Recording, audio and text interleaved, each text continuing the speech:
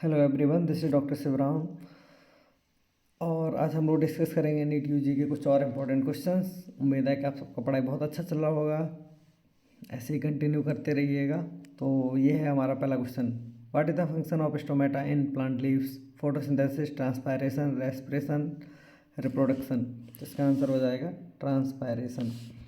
अब ये समझने की ज़रूरत है यहाँ पे ट्रांसपायरेशन होता क्या है। कोई भी प्लांट होता है, प्लांट लीव के नीचे की तरफ वेंट्रल साइड में छोटे छोटे छोटे छेद पाए जाते हैं। तो जो भी प्लांट के रूट से प्लांट वाटर एब्जॉर्ब होकर लीव्स में आता है, वो एक यहाँ पे ये जो छोटे छोटे छेद होते हैं, इनके पास आके एनवायरनमेंट में वेपर बन के चला जाता है। तो जब ये वेपर बन के जाता है तो ये एक तरह से एक नेगेटिव सेक्शन क्रिएट करता है, जिसकी वजह से प्लांट्स को ये हेल्प करता है वाटर के एब्जॉर्प्शन में। ट्रांसपायरेशन क्या है? ये वाटर का वेपर में बदल के लीफ से निकलने का जो प्रोसेस है उसको हम ट्रांसपायरेशन बोलते हैं। तो इसलिए इसका आंसर हो जाएगा ट्रांसपायरेशन। आपको डिटेल में पढ़ने के लिए थोड़ा और रिवाइज करिए, एनसीईआरटी से एक बार समझिए तो आपको और ज़्यादा अच्छे समझ आएगा। Which hormone is responsible for the regulation of blood sugar level in humans? तो ह्यूमन में ब्लड शुगर लेवल को रेगुलेट करने के लिए कौन सा हार्मोन होता है? ऑप्शन है हमारे इंसुलिन, एस्ट्रोजन, टेस्टोस्टेरोन, थायरॉक्सिन। तो इसका आंसर हो जाएगा इंसुलिन। इंसुलिन क्या करता है? जो ब्लड शुगर है उसका लेवल डाउन करता है। यानी हम जब खाना खाते हैं तो ब्लड शुगर लेवल बढ़ जाता है और इंसुलिन ब्लड शुगर लेवल को घटाता है, क्योंकि ये इंसुलिन शुगर को सेल्स के अंदर भेजता है। और एस्ट्रोजन ये क्या है? फीमेल रिप्रोडक्टिव सिस्टम के लिए ज़रूरी हार्मोन है एस्ट्रोजन। और टेस्टोस्टेरोन मेल रिप्रोडक्शन के लिए ज़रूरी है। थायरॉक्सिन थायराइड हार्मोन होता है, जो कि सारी की सारी हमारी बेसल मेटाबॉलिक रेट होती है उसमें हेल्प करता है। और एक और हार्मोन होता है, यहाँ समझने की ज़रूरत है, glucagon.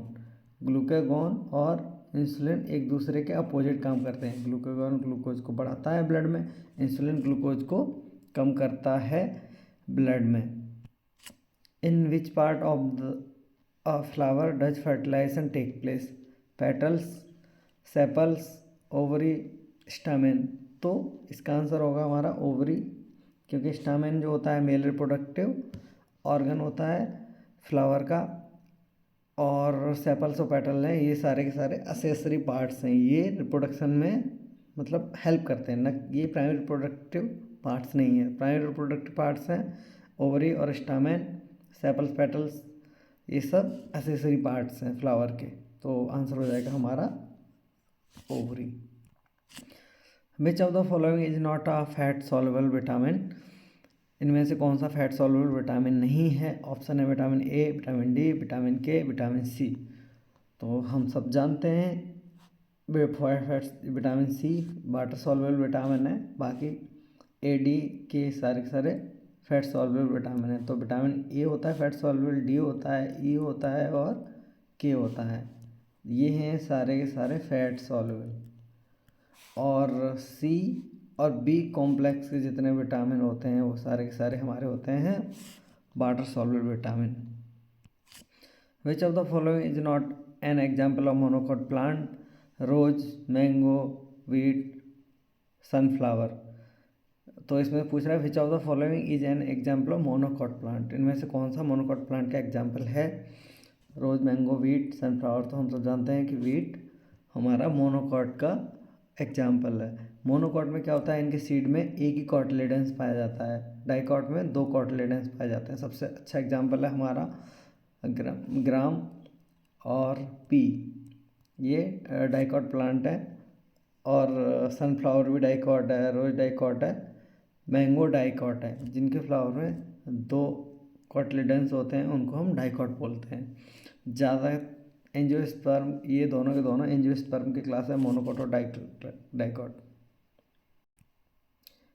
What is the role of haemoglobin in the blood? Transport of oxygen, blood clotting, digestion of nutrient, immune response. तो हम सब जानते हैं हीमोग्लोबिन का काम है ऑक्सीजन को ट्रांसपोर्ट करना।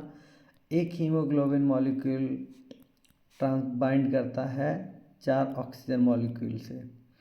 और एक मोल हीमोग्लोबिन के अंदर होते हैं हमारे 4 Fe2+ आयंस। तो ये याद कर लो, बहुत इंपॉर्टेंट क्वेश्चन है। और एक और चीज़ होती है मायोग्लोबिन। मायोग्लोबिन, तो एक मायोग्लोबिन का मॉलिक्यूल होता है, ये मसल के अंदर रहता है जो कि ऑक्सीजन स्टोर करके रखता है। तो एक मायोग्लोबिन एक ही ऑक्सीजन से बाइंड करता है, लेकिन एक हीमोग्लोबिन 4 ऑक्सीजन से बाइंड करता है और उसके अंदर 4 Fe2+ होते हैं, और मायोग्लोबिन के अंदर सिर्फ एक Fe2+ होता है, ठीक है। और अगर ये आयरन अगर Fe3+ में बदल जाता है तो ऐसे हीमोग्लोबिन को हम लोग बोलते हैं met haemoglobin, MET haemoglobin, met haemoglobin. तो इसका आंसर हो जाएगा transport of oxygen. Which type of tissue provide support and mechanical strength to plant? Parenchyma, collenchyma, sclerenchyma, epidermis. तो इसका आंसर हो जाएगा स्क्लेरेन्काइमा। स्क्लेरेन्काइमा प्लांट के सारे पार्ट्स को सपोर्ट प्रोवाइड करता है। ये थोड़ा डिफ़िकल्ट टॉपिक है, आप सब लोग को बहुत ज़्यादा इसको पढ़ने की ज़रूरत है, एनसीईआरटी से रिवाइज करिए अच्छे से। और if you want I should make a video for this topic, just comment and let me know. What is the function of cerebellum in the human brain? Memory storage, coordination balance, vision processing, emotion regulation। तो इसका answer हो जाएगा coordination and balance, logical thinking, processing. This is the function of cerebrum for brain. तो cerebellum का काम होता है coordination and balance. Which gas is release during the process of photosynthesis? इसका आंसर सिंपल सा आंसर है ऑक्सीजन। लेकिन ये इंपॉर्टेंट नहीं है कि कौन सी गैस निकलती है, ऑक्सीजन सबको ही पता है, लेकिन ये ऑक्सीजन निकलती कहाँ से है, CO2 से या फिर वाटर से? तो ये ऑक्सीजन निकलती है वाटर से, क्योंकि जब फोटोसिंथेसिस होता है तो NADPH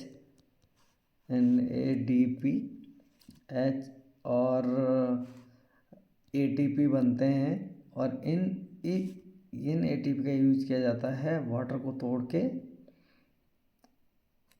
ऑक्सीजन निकालने में। और इस प्रोसेस में वाटर स्प्लिटिंग की जो प्रोसेस होती है, इसमें साथ में ATP और NADPH भी बनते हैं, जो कि जिनका यूज किया जाता है फर्दर CO2 से ग्लूकोज बनाने में। तो ये जो CO2 है वो इनकॉर्पोरेट हो जाती है हमारे जाके ग्लूकोज में या स्टार्च में, और ये जो H होते हैं वो आते हैं वाटर से, और ये जो ऑक्सीजन है वाटर की वो निकल जाती है बाहर। तो ये important question. What is the role of bile in the digestive system? तो बाइल का रोल क्या होता है? Emulsification of fats, enzymatic breakdown of carbohydrate, absorption of nutrient, regulation of blood pH। तो इसका सिंपल सा आंसर है इमल्सिफिकेशन ऑफ फैट्स। तो ये बाइल कहाँ बनता है? बाइल बनता है लिवर में। लिवर से दोनों राइट और लेफ्ट हेपेटिक डक्ट से आते हुए सिस्टिक डक्ट से जाता है गाल ब्लैडर में। गाल ब्लैडर जहाँ का क्या होता है, ये कंसंट्रेट हो जाता है, कंसंट्रेट एंड स्टोर्ड। जब हम खाना खाते हैं तो ये बाइल आता है ड्यूडेनम में। ड्यूडेनम में आने के बाद क्या होता है कि जो भी फैट का बड़े बड़े पार्टिकल्स होते हैं उनको ये छोटे छोटे पार्टिकल्स में बदल देता है, छोटे छोटे पार्टिकल में बदल देता है। इसको बोलते हैं हम इमल्सिफिकेशन।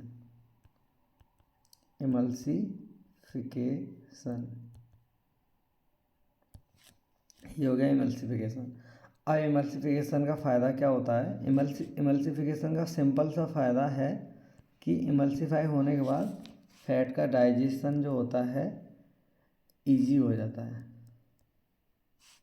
ईजी हो जाता है क्यों?